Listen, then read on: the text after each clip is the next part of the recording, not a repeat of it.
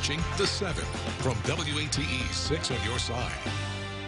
Good evening, I'm Bo Williams, and welcome to The 7. Let's get a look at the big 7 stories that are happening right now. Topping the list for us tonight, Knox County Mayor Glenn Jacobs is proposing a budget of $954 million for the 2022-23 fiscal year. That's a $60.5 million increase from last year. A large portion of this budget is going into pay for sheriff's deputies. The mayor proposing a 6% pay increase. There will also be added funds for road work and schools. The Board of Education has proposed a budget of $591,500,000. It's almost $50 million more than last year, an increase of just over 9%. The mayor also mentioned funding for district-wide security upgrades, but we should note this is only a proposal. The budget still needs county commission's approval. You can find our full breakdown of the proposal at WATE.com. Next here on the Big 7, Tennessee is one of nearly 24 states expected to ban abortions if the Supreme Court overturns Roe v. Wade. Here in Tennessee, we have a trigger law which would immediately criminalize, make it a felony to perform an abortion. Constitutional law professor Stuart Harris says Tennessee would act swiftly. The state passed a trigger law in 2019 that states if Roe v. Wade is overturned, an abortion ban would go into place.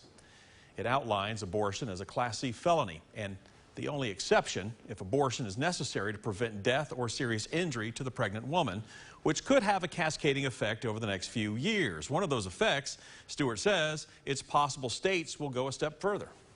States that are moving in that direction, such as Tennessee, have made it pretty clear that they're not simply going to allow their citizens to go to other states and get abortions, and so they're trying to pass laws that would restrict that activity as well. Governor Bill Lee, who supports abortion restrictions, says there is a path forward, one that involves our state's foster care system, while Representative Gloria Johnson says she thinks Tennessee needs to keep access to abortions available. Next here on the Big 7, a Maryville man was arrested in Knoxville today for his alleged role in the January 6th insurrection. We're told FBI agents interviewed 33-year-old Edward Kelly twice last June. He reportedly told them he attended the rally for President Trump before walking to the U.S. Capitol on January 6th. However, in both interviews, he claimed that he did not enter the building, something contradicted by some images shared by prosecutors, including this photo that prosecutors say shows Kelly using a piece of wood to breach a window next to a Senate door.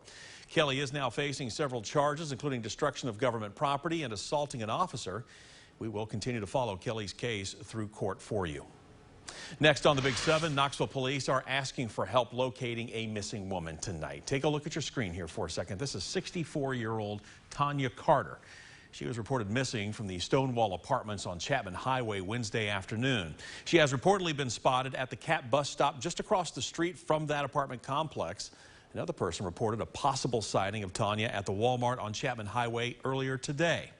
Carter is 5'3", was last seen wearing a gray T-shirt, blue jeans. Anyone with information on her whereabouts has asked the police call 911, or you can contact the East Tennessee Valley Crime Stoppers at the number on your screen, 865-215-7165. Next on the Big 7, human remains have been discovered in a remote area of Tellico Plains. Monroe County Sheriff Tommy Jones tells us the remains were discovered by a hiker in the area of Old Furnace Road earlier this week. Sheriff Jones says the remains have been identified, but a name is not being released at this time. The investigation into the cause of the person's death continues tonight. Next on our list, $175 million in grants are being distributed to 7 groups and organizations to help serve low-income families. The program is called TANF. Governor Bill Lee and the state's Department of Human Services making the announcement today, with one of those recipients being right here in our area. United Way Greater Knoxville is one of the organizations in charge of finding a way to serve East Tennessee through the pilot initiative. So far, United Way plans to distribute $15 million out to families directly. It was a decision made over a course of 3 months. Over the course of those 3 months, we had 13 different community conversations with over 300 families and really asked what would help you, what would be a best use of these funds in your life. Feedback included the need for affordable housing, quality early child care, and education and food security. Although it's all still a rough draft for United Way, they do plan to walk through the process with as much involvement from the community. Before our last story here on the Big 7, today is Cinco de Mayo, a day that tends to be filled with a lot of drinks, but also surrounded by inaccuracy. Although many think of today as a Hispanic version, if you will, of July 4th, today actually marks the Battle of Puebla, a day when Mexican forces in the state of Puebla defeated Napoleon III. Although some Mexican residents celebrate Cinco de Mayo, it's not observed in many parts of Mexico. In fact, for many Hispanic people, Cinco de Mayo causes more harm than good.